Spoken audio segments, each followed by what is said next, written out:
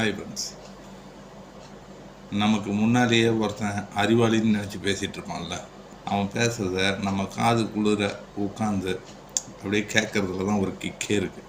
நம்மக்கிட்ட வேலை பார்க்குறவங்களோ இல்லை நம்ம வீட்டில் இருக்கிறவங்களோ நம்ம நாலு படம் பார்த்துக்கிட்டே இருக்கும்போது முட்டாளாக இருப்பானா அப்படின்லாம் யோசனை வரும் நமக்கு.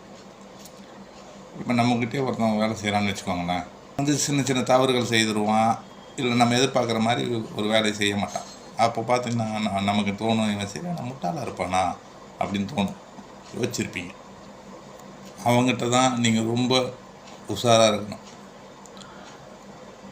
வருநாளில் பின்னாளில் உங்களை முட்டி போட வைக்கிறவனே அவன் தான் அப்படின்னு உங்களுக்கு இப்போ தெரியாது.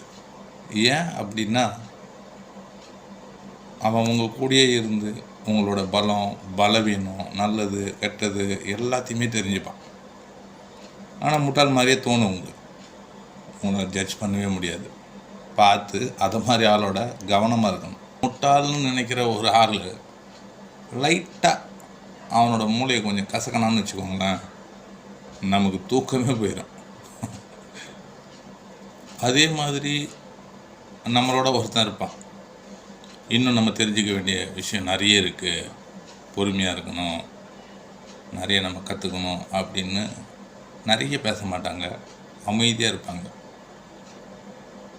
அவன்தான் கதைக்காரனே, நம்மளை காலி பண்ண போகிறவனே அவன்தான். அது அவ்வளோ சீக்கிரம் நமக்கு தெரியாது. ஏன்னா அந்த அளவுக்கு நம்ம அவன் மேலே நம்பிக்கை வச்சுருப்போம். அந்த நம்பிக்கையானது அதை உடைக்கிறதே கஷ்டம்.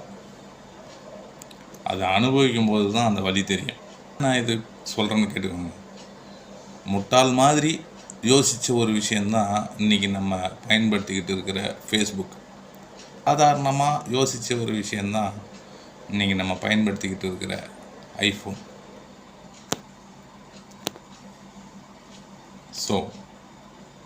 ஸோ நம்ம யாரையுமே சாதாரணமாக ஜட்ஜ் பண்ண தேவையில்லை, ஜட்ஜ் பண்ணவும் கூடாது.